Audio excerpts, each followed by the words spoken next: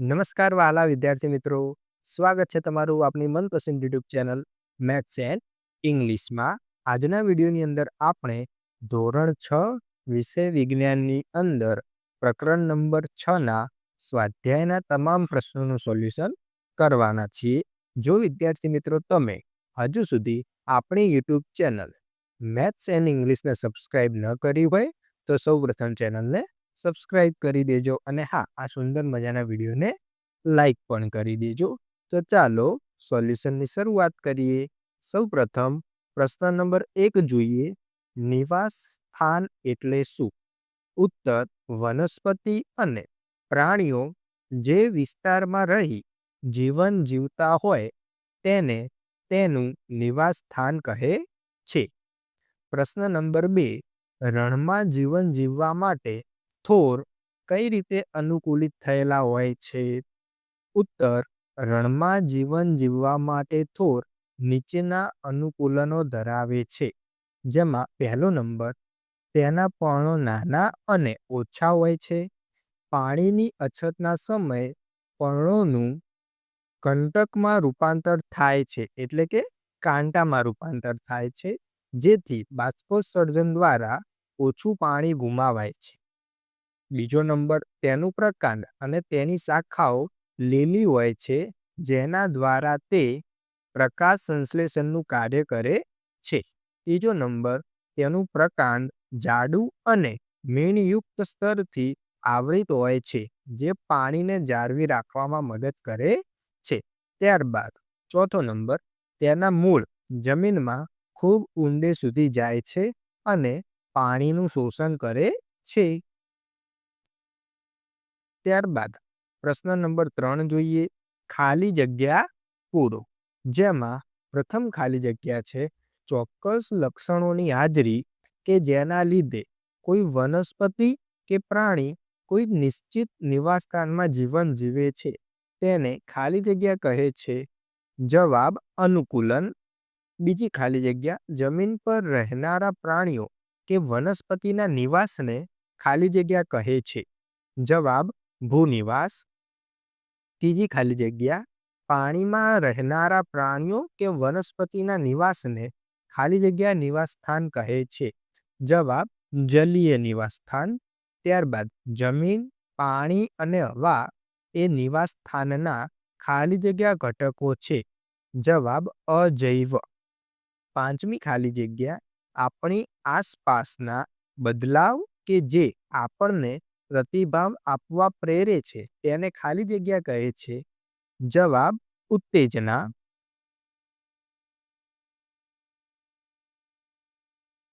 ત્યારબાદ પ્રશ્ન નંબર 4, નીચેની યાદીમાં કઈ વસ્તુઓ નિર્જીવ છે?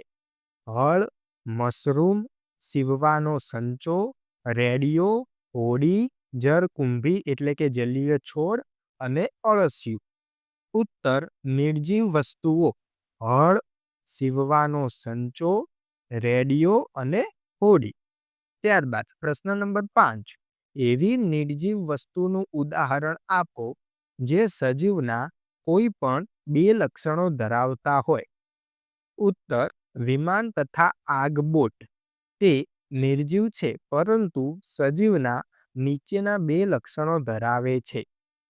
પ્રથમ, તે એક સ્થળેથી બીજા સ્થળે જાય છે, એટલે કે પ્રચલન કરે છે. નંબર 2, તે ખોરાક તરીકે પેટ્રોલિયમ બળતણ લે છે. ત્યારબાદ પ્રશ્ન નંબર 6 જોઈએ. નીચેની યાદીમાં આપેલી નિર્જીવ વસ્તુઓમાંથી કઈ વસ્તુ ક્યારેક સજીવનો પણ ભાગ હતો? માખણ, ચામડું, માટી, ઊન, ઇલેક્ટ્રિક બલ્બ, રસોઈનું તેલ, મીઠું, સફરજન અને રબર.